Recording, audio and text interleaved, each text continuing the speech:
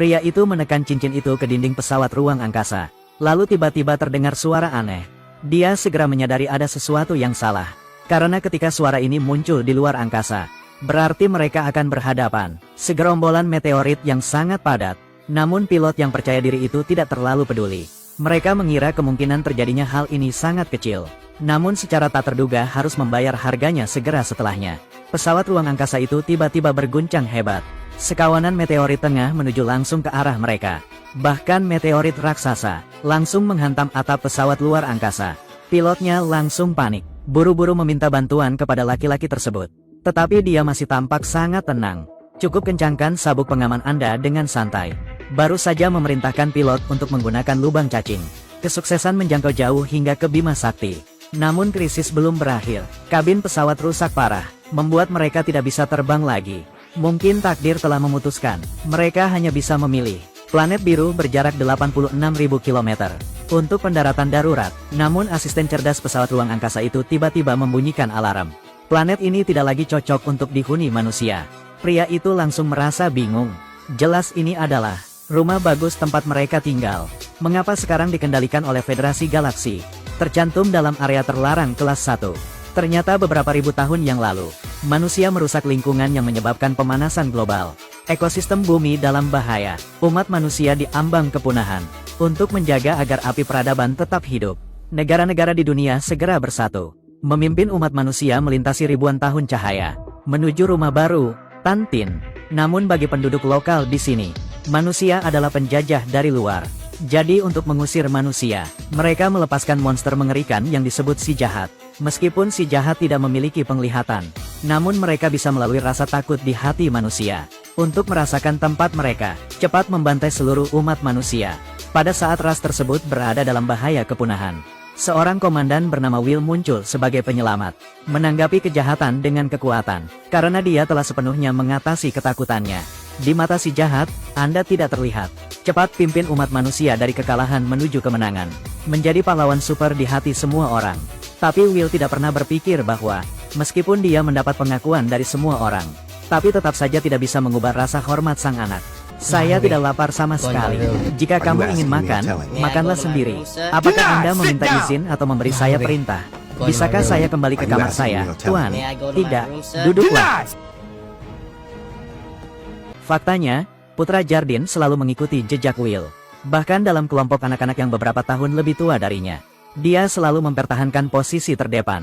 Tetapi karena dia menyaksikan saudara perempuannya dibunuh oleh si jahat, maka tak bisa mengatasi rasa takut dalam hati. Menyebabkan banyak kali ditolak oleh pelatih militer.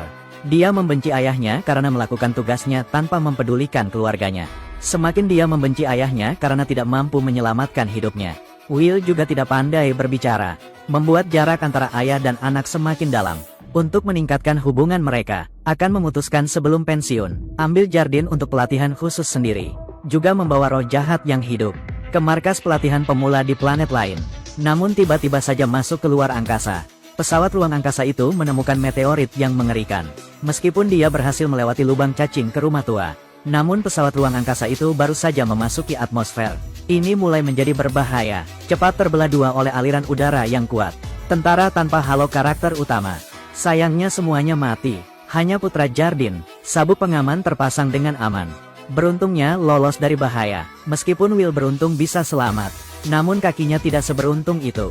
Sekarang hanya bisa menaruh semua harapan pada anak itu. Jadi dia mengeluarkan 6 filter udara yang tersisa. Biarkan Jardin pergi mencari 100 km. Temukan sisa setengah badan pesawat yang rusak.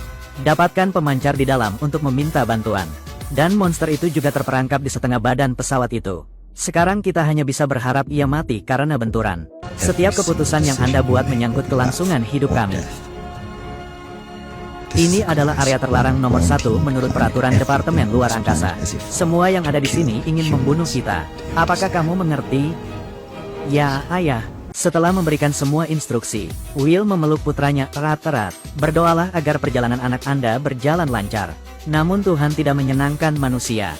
Jardin merasakan gravitasi yang kuat begitu dia keluar dari pesawat luar angkasa. Ternyata setelah 1000 tahun, bumi tidak hancur, tapi juga sepenuhnya ditutupi dengan tanaman hijau.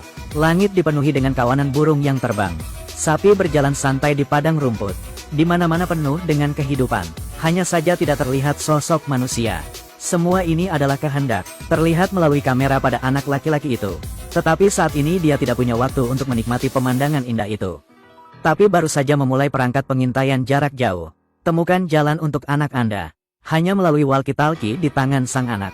Bawa dia ke hutan lebat. Pada saat ini, pakaian tempur Jadin tiba-tiba berubah menjadi hitam. Peringatan akan datangnya bahaya. Seketika seekor monyet muncul. Will segera mengingatkan putranya agar tidak sabar. Karena semua orang tahu bahwa monyet adalah hewan yang hidup berkelompok. Tetapi anak laki-laki itu tetap mengambil batu itu di tanah. Mundur, mahasiswa. Jadin. Sekarang aku sudah membawa semua monyet keluar. Memang, semua monyet muncul, membuat Jadin panik dan lari. Akhirnya pelatihannya membuahkan hasil. Dia berlari dengan kecepatan penuh. Akhirnya atas perintah ayahnya ia melompat ke sungai. Baru saja lolos dari bahaya. Namun sang ayah dan anak tak menyangka bahwa air menyimpan bahaya yang lebih besar.